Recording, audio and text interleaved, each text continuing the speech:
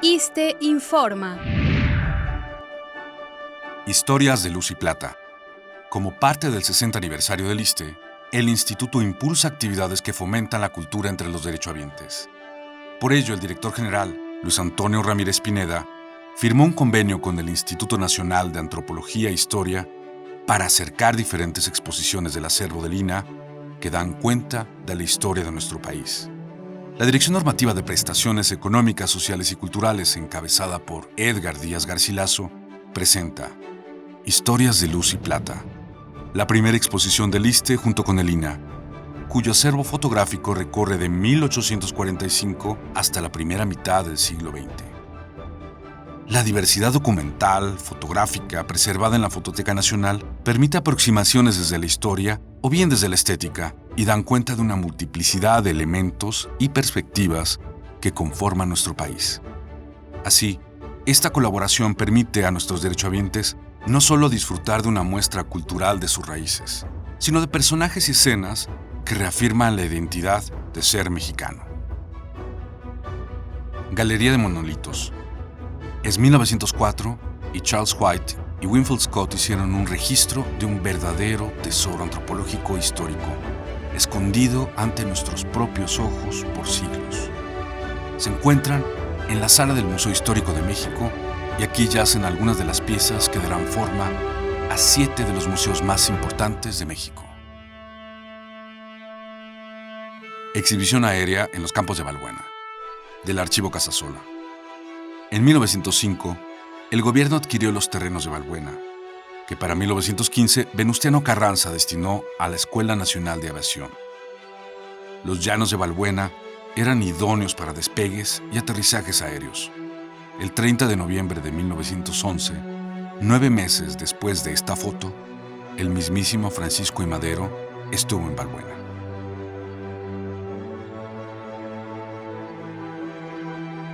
Volcán Paricutín en erupción, 1943.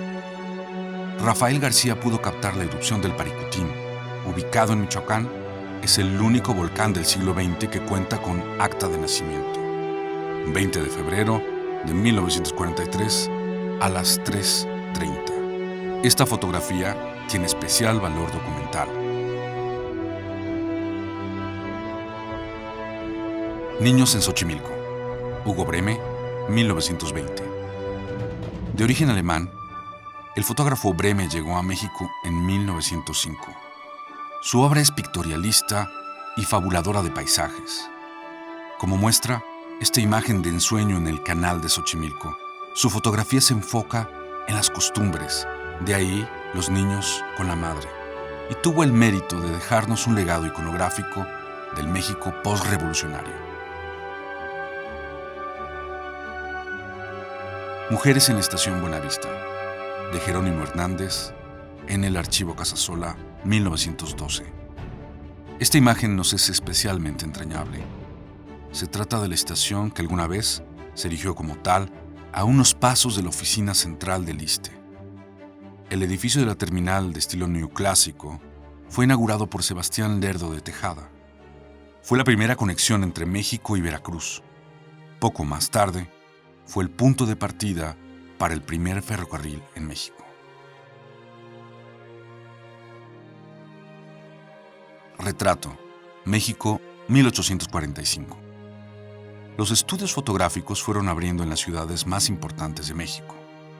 Solo los ciudadanos más acaudalados podían darse el lujo de hacerse retratar. Las señoras de sociedad no podían dejar de tener uno para la posteridad. Clases de canto. Archivo Casasola, 1910. El Archivo Casasola abarca el periodo de 1900 a 1970 y capturó desde la vida cotidiana hasta los sucesos históricos más importantes durante y después de la Revolución. Casasola nos deja entrar en la intimidad de las prácticas comunes de una época ya en el olvido.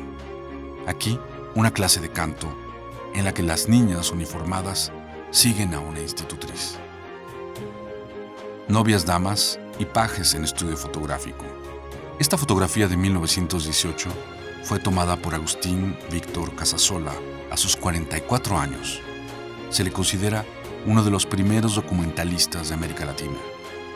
A esa edad ya había sido reportero, había fundado la Agencia Fotográfica Mexicana e iniciado el Archivo Fotográfico Casasola. Cilindrero en Avenida Juárez, de Nacho López, 1953. Las imágenes de Nacho López están llenas de nostalgia y memoria social. En nuestra época la catalogaríamos como el fotógrafo de la calle. Incursionó en el cine y por eso su mirada es considerada vanguardista y de corte cinematográfico. Colaboró con revistas ilustradas como siempre, abriendo espacio a una nueva forma de fotoperiodismo. Tropas federales antes del combate contra revolucionarios constitucionalistas. Del Archivo Casasola, 1913. Los ciudadanos que se opusieron a Huerta siguieron a Carranza para mantener un orden constitucional. El Plan de Guadalupe fue esencial para crear un ejército. Aquí, el Archivo Casasola nos muestra a las tropas en Torreón, Coahuila, desembarcando. Sin el Archivo Casasola, no tendríamos documentado con tanta claridad cada uno de los momentos de la Revolución Mexicana. Vendedores de pulque, Cruces y Campa, 1885. De origen prehispánico, el pulque es mencionado por Hernán Cortés y durante la colonia fue muy popular. En el siglo XIX se vuelve tan solicitado que su regulación se convirtió en difícil. Para inicios del siglo XX, los hacendados de pulque ya tenían cuantiosas fortunas. Salón de las Grecas en la zona arqueológica de Mitla, de Oteoberto Mahler, Oaxaca, 1875. Mahler fue un explorador, de origen italiano, austriaco y alemán. Fue un experto en civilizaciones antiguas y quiso explorar la civilización maya. Dedicó gran parte de su trabajo a documentar las ruinas. En esta foto descubre el misterio del Salón de las Grecas en Mitla. Oaxaca cautivó particularmente a Mahler. Mujeres conversan en tranvía. Del Archivo Casasola, 1928. En 1834, un norteamericano, Hameken, obtuvo la concesión para construir una línea de tranvía que iba desde la Plaza de la Constitución hasta Tacubaya. Progresivamente se multiplicaron las líneas de tranvía hasta formar una red en la Ciudad de México. Para 1928, los tranvías ya eran eléctricos e indispensables para el transporte público. Aquí, una escena de la cotidianidad que se debió haber vivido. Feria tradicional. Manuel Ramos para el Archivo Casasola, 1936. Pionero dentro del fotoperiodismo, Manuel Ramos colaboró con publicaciones como El Mundo Ilustrado, Excelsior, Cosmos. Aquí una imagen de una plaza pública en aquel México moderno. Coro de la Catedral de Puebla, de Guillermo Kahlo, aproximadamente 1907. De origen alemán, Kahlo llegó a México a los 19 años. Su hija, la pintora Frida, diría que posiblemente salió de su país natal por malos entendidos con la suegra. Dedicado al comercio, su pasión por la fotografía surge en México a la par de su interés por la arquitectura indígena y colonial. Aquí, el atrio de la Catedral de Puebla, cuya construcción data del siglo XVI. Avenida Madero, desde la Plaza Guardiola, de Hugo Breme, 1935. Esta fotografía de Breme destaca por su ritmo y por su luz. La foto muestra, de forma clara, el uso de los recursos del picturalismo en un escenario urbano y moderno.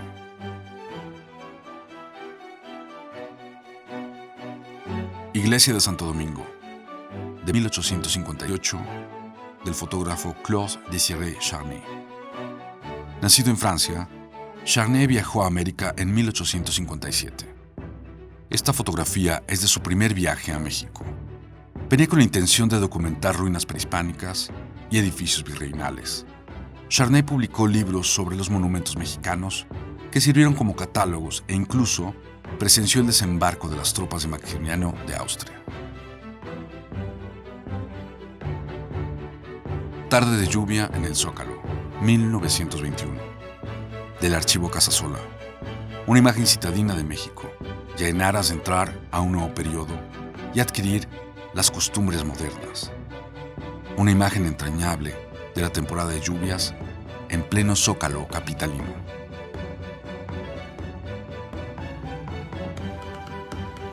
Mujeres en estudio fotográfico, de Cruces y Campa, 1868.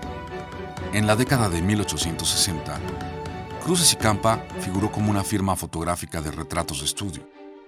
Los socios, Antíoco Cruces y Luis Campa, introdujeron una imagen de la mexicanidad. Realizaron series conocidas como la de los gobernantes de México, definiendo de alguna forma una suerte de ideal. Esta foto de 1869, dos mujeres se recrean con la lectura.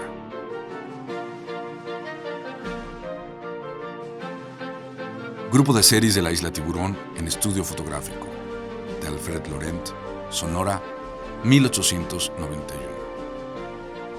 Esta foto pertenece a la colección de Felipe Teixidor, un intelectual español que se nacionalizó mexicano. Teixidor trabajó como archivista y fue administrador de la revista Contemporáneos.